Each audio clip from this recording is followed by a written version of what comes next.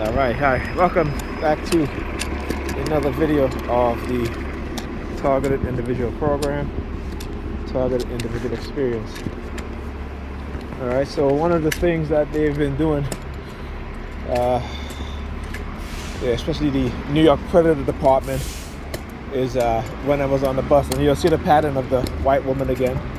All right, and again, I keep talking about this. This is what they do.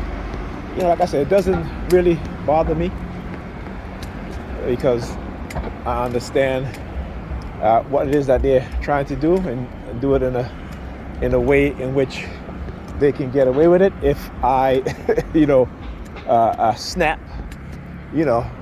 right? There's a narrative they want to portray, right? It is a narrative they want to do, which again, it's not working. But they'll keep trying, and I'm gonna keep exposing. You know what I'm saying? So I know exactly what it is that they do. And I've studied this program for a long time, okay? And as I said, I was on the bus, and of course, the NY Predator Department using a sneaky hit and run tactics, and I'm just like, yeah, this is what they do. That's what I call it. They're hit and run tactics, right? When they've been exposed, or they expose themselves, when they think, and look, there you go again, NYPD, what I say, look at her. I'm telling you, and you want to know how this is all set up, right? There's no one else on this block, all right? Yeah, look, no one else. And she does that little sign. I guess she lives in the next building. But like I said, no one else. Now, I've experienced this plenty of times where it will be in the summertime, and there's all people outside in the summertime, particularly here in Brooklyn. Coming home at 9 o'clock at night, very early, not too late, or 10 o'clock at night, and the street will be empty.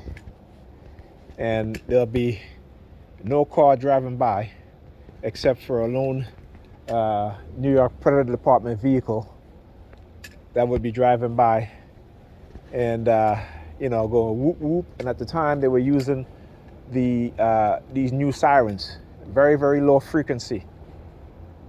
Okay, and I remember how I was feeling during those times too. Very fragile, very timid because of the psychological attacks.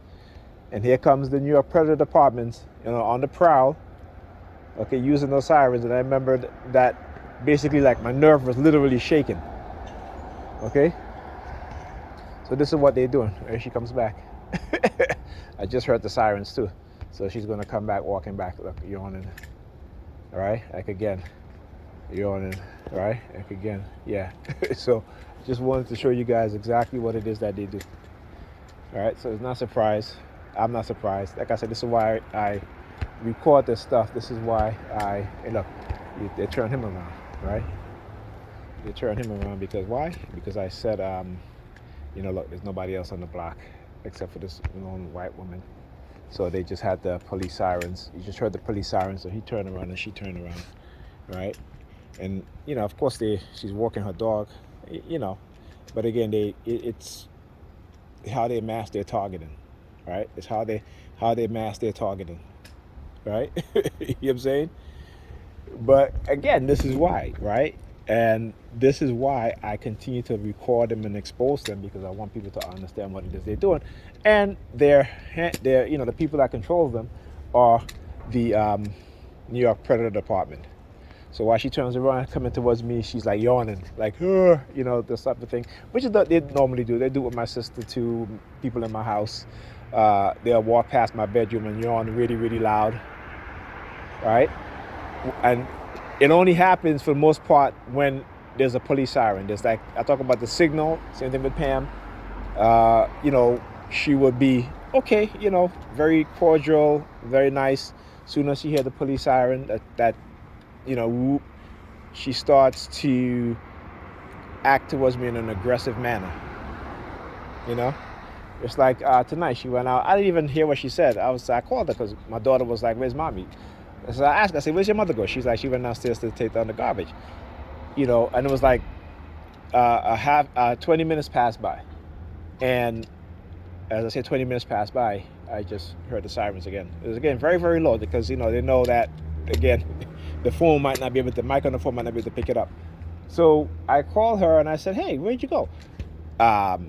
She getting all snappy and all this stuff, and I'm just like, "Look, your daughter just told me that, you had went downstairs to get the garbage out, and then she's asking for it because she's like, where mommy at?" So I just called you to see where you was at because I didn't hear. She's like, "Well, I said I was going to go out." I said, "I didn't hear you." I was helping her. I was helping my daughter do, finish up her math spring break packet, which again her mother didn't help, and she has a third grade workbook which I was helping her in because she has tests tomorrow and she has another test on Wednesday, right? And over the weekend, of course, I called Pam yesterday. She plays sick. She's like, "Oh, I'm sick," and this and that. Well, I shouldn't really say she plays sick, but she's always sick. And like I said, whenever she goes out, what have you, she come back, she's sick, she's this and that, but she can always find the energy to get up and go out. She cannot find the energy to clean her apartment. She cannot find the energy to spend time with her kids and to help them with their homework, So, she was like, "Well, it's 8:30 and let's gotta go to bed." I said, "Well, we're finishing up this page and then, she can go take a bath and go to bed." "Oh, she got to wake up in the morning." I said, "Oh, you really? And what time did they go to bed last night?"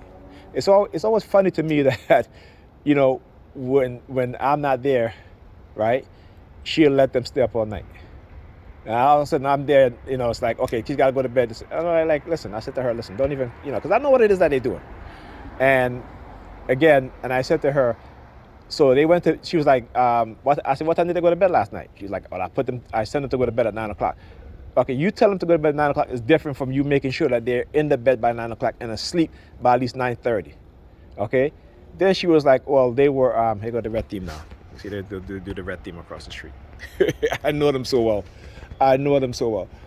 So anyhow, she was like, yeah, but they were up at 12 o'clock talking to you.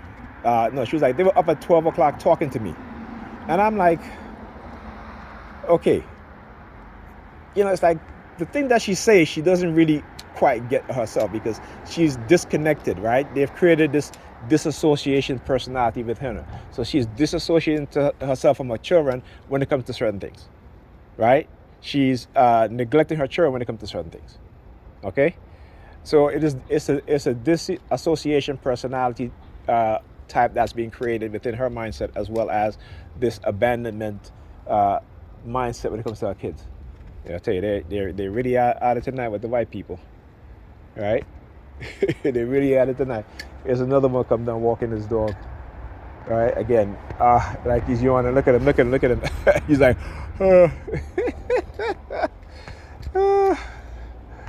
I tell you, I gotta laugh.